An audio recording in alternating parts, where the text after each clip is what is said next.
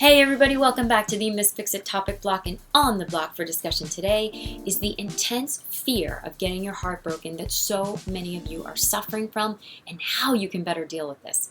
Why? Well, because no matter how excited you are about that relationship that you want, you can visualize it, you can meditate on it, you can say affirmations around it.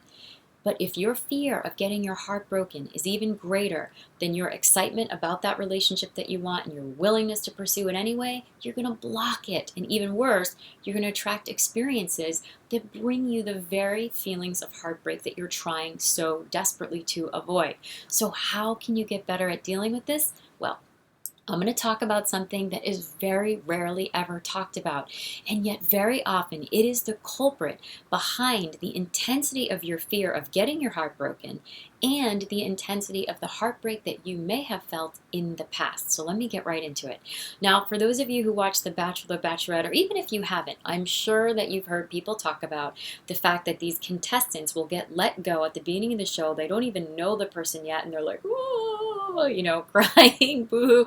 You say, how can these people be crying? Well, now that we're into The Bachelorette, like at least halfway through the season, we're pretty far in. We had 3 men go home this week. Now, even though we're a little bit further in, anybody watching the show could see that despite all of the forced kissing and groping, which at times is really hard to watch, by the way, but despite all of that, these particular men that went home this week, it was obvious that she did not really have chemistry with any of them. And yet, they were really upset and really devastated and crying. And you say, how can they be crying? Isn't it obvious to them that they didn't even really have that much chemistry? And here's the thing. That's our common sense recognizing the truth. They're not devastated over JoJo.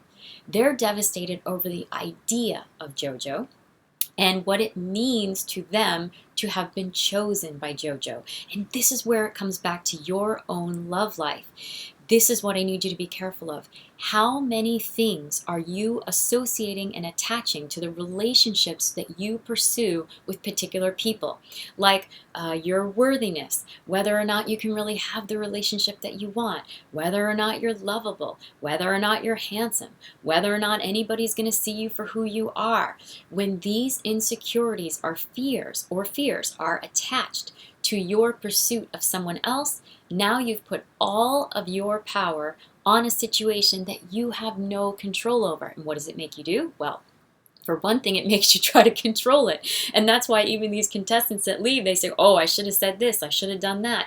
You can't do or say anything to control somebody else's feelings about you when it comes to like an emotional connection and a romantic connection, okay? You can certainly do things that people will like and not like, but you're not going to be able to control that very precious part. That's why it's so significant when we are able to come together with a great partner for us. So I want you to look really closely and see what other things are you attaching or associating with what happens to the people or the relationships that you pursue.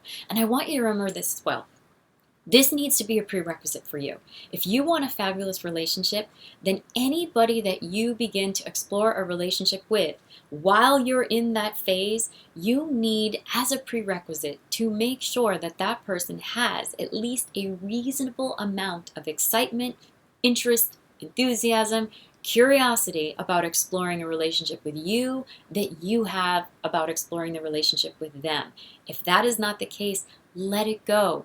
If their feelings change later and they come back to you and you're still available and you're in that space, now you guys are in the place where you can actually potentially have something come together, but you will never be able to control it. Now, I want you to look for these things, watch out for these things that you attach, and really, really look closely to see what are you deciding about you? Because that's why when a relationship ends, it feels so awful. Because if it's not just about that person disappointing you, that person cheating on you, that person here hurting your feelings, but it's now about whether you can really even have a relationship, if there's anybody for you, anybody's going to treat you right. Well, that's a lot heavier, isn't it? And that would explain why it's so heartbreaking when something happens that disappoints you. I can help you with this in a private session via Skype, on the phone, in person, depending on where you live. And I can totally help you learn how to recycle that fear into total power that helps you attract what you want with confidence and excitement and have a good time doing it. Don't forget to let me know if there's something that you want to see on the topic block so I can include it in a future episode. And in the meantime, cheers to you living a life you love.